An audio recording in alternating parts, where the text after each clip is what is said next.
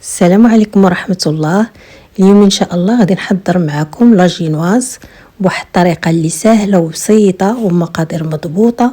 كتجي هاد المقادير كيجيو منفوخين في لاطا هكا يعني ممكن ديروها مستديرة، ممكن ديروها كما درتها انا مستطيلة. كتجي زوينة ومنفوخة، ممكن تقسموها على 2 أو 3. نخليكم مع المقادير.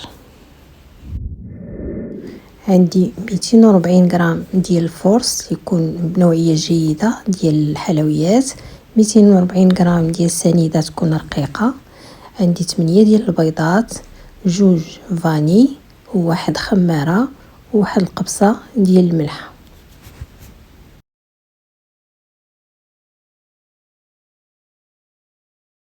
ناخذ واحد الاناء كنغربل فيه السنيده، وهذه المرحله ضروري انكم ديروها باش تحيد السنيده الغليظه. في اناء اخر كناخذ الفورس وكنغربلو. دابا كندوزو البيض كنهرسو بوحده بوحده باش الا عندنا شي وحده خاسره ما تخسرش لينا البيض كله. كنزيدو عليه قبصه ديال الملحه وكنطربو بالطراب حتى كيطلع لينا البيض واحد شويه، يعني واحد غير حتى كيتحرك. من بعد عاد كنزيد سنيده. هنا كيف ما شفتوا هانتوما حركت غير شويه.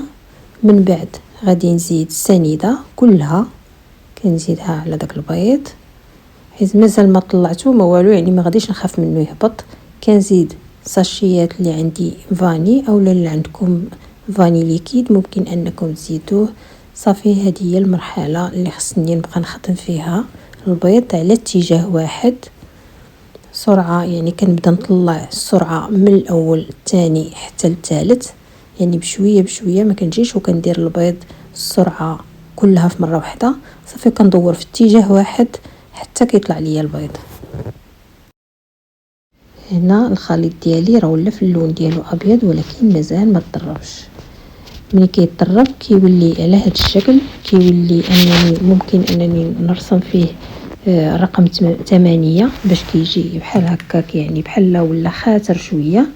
صافي تما كنحبس التطراب ديالي.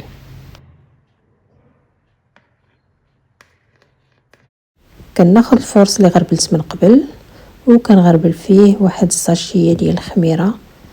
هاد الخميره كاين اللي ما كيديرهاش ولكن هي كتساعد ديك لا جينواز باش تجي منفوخه ومهويه من الداخل بزاف. صافي كنبدا نزيد الفورس بشويه بشويه، يعني ما كنديرش بزاف. وكناخذ واحد السباتول وكنبقى نهز كيف ما شفتوا من التحت للفوق، وكناخذ ديك لا سباتول وكنبدا كنلوي في يدي بهذه الطريقه كيف ما كتشوفوا. كنلوي يدي في التحت وكنلويها في الفوق باش تدخل ليا داك الفورس، يدخل ليا بشويه بشويه بلا ما نهبط البيض. وكنستمر على هذه الطريقه هكا حتى كنكمل الكميه اللي عندي كلها ديال الفورس.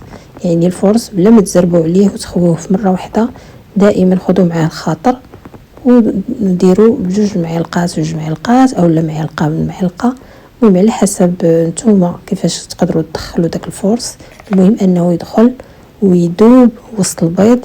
عاد كنزيدوا الفورس الاخر. هذا هو الشكل ديال الخليط بعد ما كملت الكميه اللي عندي كلها ديال الدقيق. كيجي على هذا الشكل وكنقلب لتحت الا تكون عندي شي حاجه مكتله.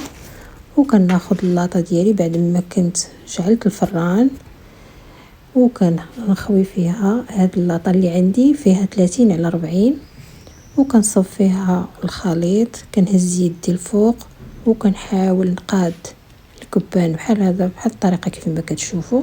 كنحاول نكب مزيان ما نخلطش يعني بتخليطه اللي هي عشوائيه. كنقاد بحال هكا كنصفيها كلشي المقادير اللي عندي. من بعد غادي نقادها بلا سباتول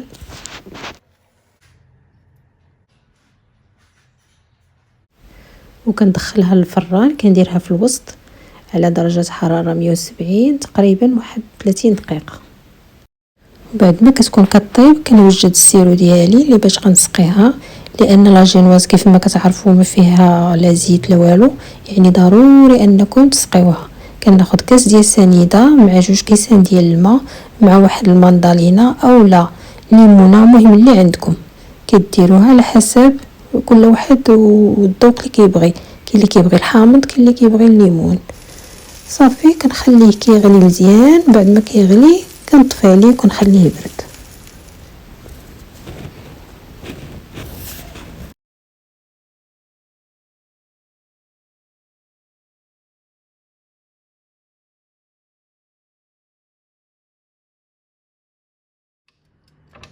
هنا لاجينواز صافي راه طابت، غادي نخرجها من الفران وغادي نغطيها بشي زيف ونخليها تبرد.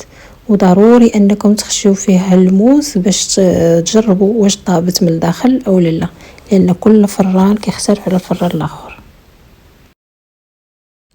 هنا بعد ما بردت تماما شديتها قلبتها وغادي نحيد ليها البابي اللي فرشته بشويه بشويه، يعني كنحاولوا ما نزربوش، غير بشويه بشويه حتى كنحيدوا الكاغد اللي عندنا.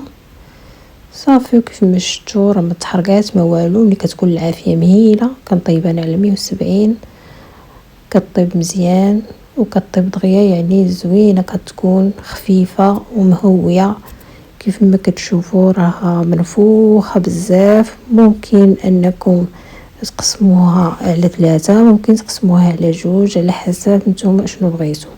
وهاد الحواشي هادو ضروري اننا نحيدوهم بواحد الموس يكون زعما ماضي، يكون بحال من الاحسن يكون منشار، وكنحيدوهم الجوانب بربعه باش ما يخسروش لينا المنظر ديال لاجينواز ديالنا.